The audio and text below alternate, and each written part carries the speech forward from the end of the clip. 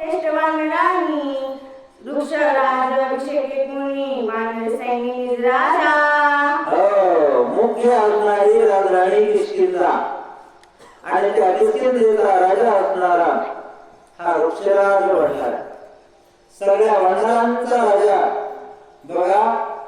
काल स्त्रीत्व आज राजा, पुरुषाचं भाग्य असणार एका क्षणामध्ये. मगाच मस्त महाराजांनी सांगितलं दोन गोष्टी, नदीचं मूळ आणि ऋषीचं पोट. तसं पुरुषाचं भाग्य आणि आणखीन एक गोष्ट आहे, तुम्ही काही सांगणार नाही.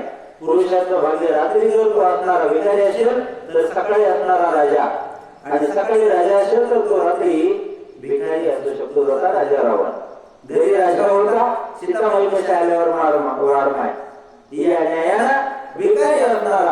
आपण सुद्धा तसेच असतो. घरामध्ये गावामध्ये सरपंच असू द्या, नाहीतर पाटील असू द्या, नाहीतर पाणी असू द्या, काही असू द्या, जर आपण बाहेर जात असतो आणि बाहेर गेल्यानंतर इकडे तेवढा चहा पास भिकारी. हा भिकारी मोठेपणा राग मारायचा, हे इकडं चहा पिऊ, याला राजा म्हणतात.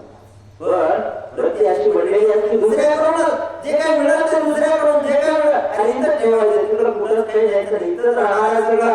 इथून काही तुम्हाला देता येणार नाही तरी सुद्धा तो भिकारी. ही असणारी माणसाची वृत्ती आहे.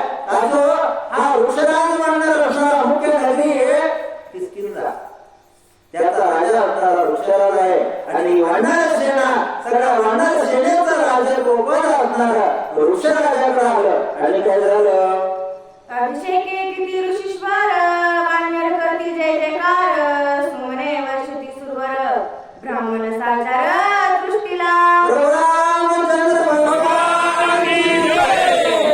ज्यावेळेस वृक्षराज वानरांचा राज्याभिषेक होत होता, ओम हवन चालू होतं, मंत्र चालू आहे, परशुरामचंद्राच्या नामाचा गजर चालू आहे.